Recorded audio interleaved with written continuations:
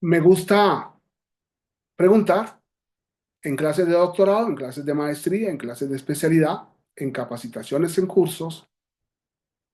Me gusta preguntar cuál es el principio rector del modelo acusatorio. Como en el acápite del artículo 20, la Constitución Política puso que el proceso será acusatorio y oral y se rige por los principios de inmediación, continuidad, concentración, de los que hablábamos ayer, socapa de la jurisprudencia. Me gusta decir dos cosas.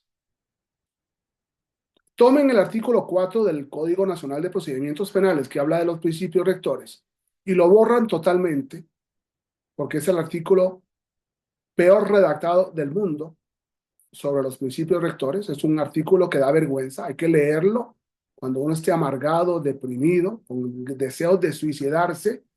Lean ustedes el artículo 4 y se van a dar cuenta de que es un artículo muy penoso, ¿no? O sea, la persona que redactó el artículo 4 nunca ha sabido lo que es un principio.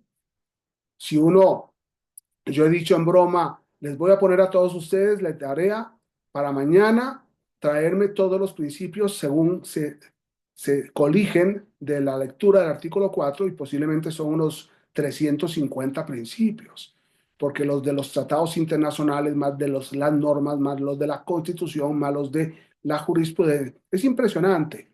La estupidez, ¿no? No tiene vergüenza.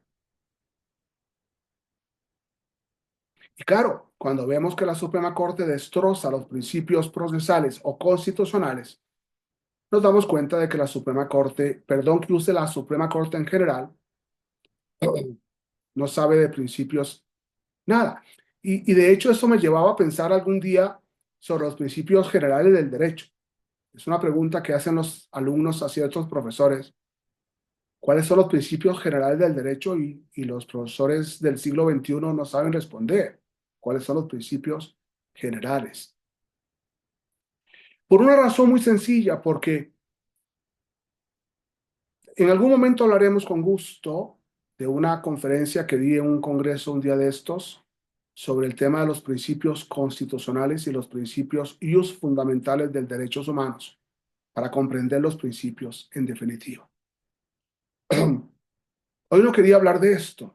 Hoy quería hablar de el principio rector.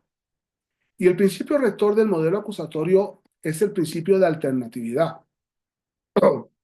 El principio de alternatividad lo encontramos lógicamente como principio rector en el artículo 17 constitucional, en el artículo 183 del Código Nacional de Procedimientos Penales y en la Ley de Mecanismos Alternativos.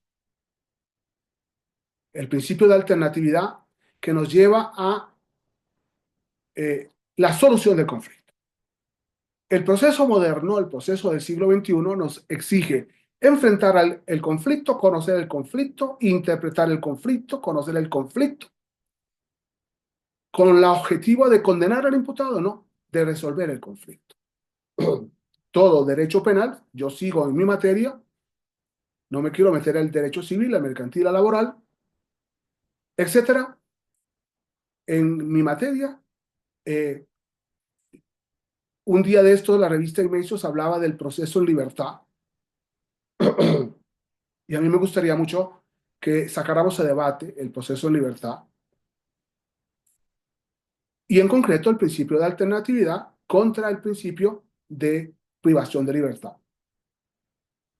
En un país que vamos produciendo prisión preventiva oficiosa, no estamos entendiendo el principio de alternatividad. Y ese principio de alternatividad nos enfrenta lógicamente a dos ideas centralísimas de la reforma constitucional. Vean que el principio de alternatividad surge desde el 2005 con la reforma del artículo 18 para adolescentes.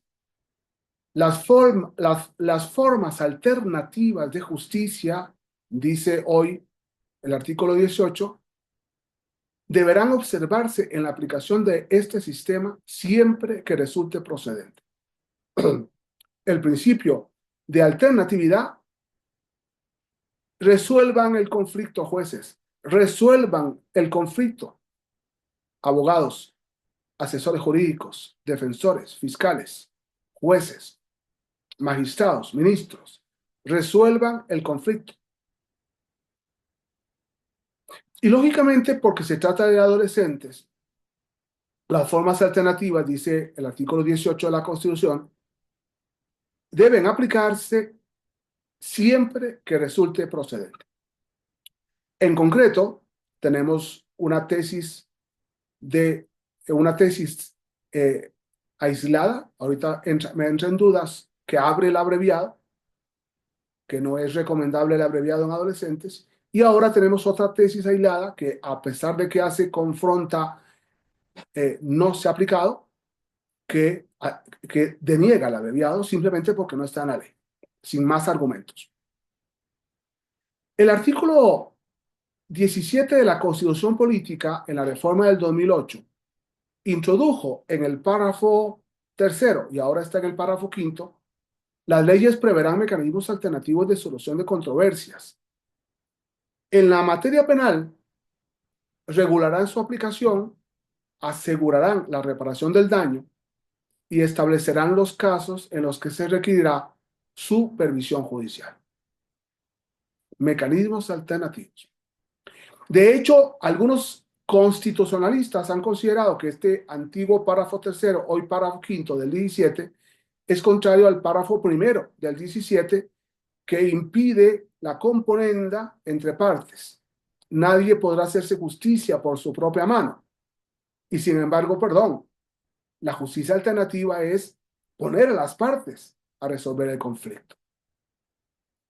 Y cuando se procuraba la oralidad en otras materias distintas al derecho penal, se hace una reforma al artículo 17, ahora en el párrafo tercero, en donde la Constitución Política nos dice, siempre que no se afecte la igualdad entre las partes, siempre que no se afecte el debido proceso, siempre que no se afecten otros derechos, en los juicios o procedimientos seguidos en forma de juicio, las autoridades deberán privilegiar la solución del conflicto sobre los formalismos procedimentales.